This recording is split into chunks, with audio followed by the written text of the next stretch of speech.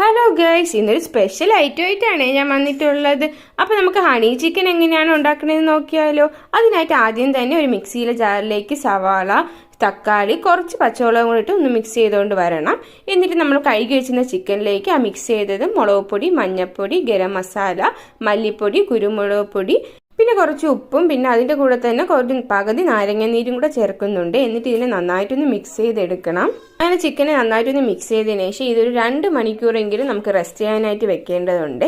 അത് കഴിഞ്ഞതിന് ശേഷം ഒരു പാനിലേക്ക് കുറച്ച് ഓയിൽ ഒഴിച്ചതിന് ശേഷം നമ്മൾ റെസ്റ്റ് ചെയ്യാൻ വെച്ചിരുന്ന ചിക്കനെ നമുക്ക് ഫ്രൈ ചെയ്തെടുക്കാവേ.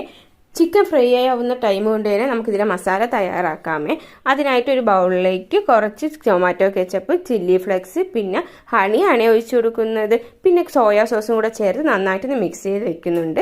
അപ്പോൾ ഇതിലേക്ക് നമ്മുടെ ചിക്കൻ ഇവിടെ റെഡി ആയിട്ടുണ്ട്. എന്നിട്ട് ആ ചിക്കനിലേക്ക് നമ്മൾ നേരത്തെ മിക്സ് ചെയ്ത് വെച്ചിരുന്ന സോസും കൂടെ ആഡ് ചെയ്ത് നന്നായിട്ട് എല്ലാ ഭാഗത്തേക്കും ഞാൻ കൈ കൊണ്ട് തന്നെ സ്പ്രെഡ് ചെയ്ത് കൊടുക്കുന്നുണ്ട്.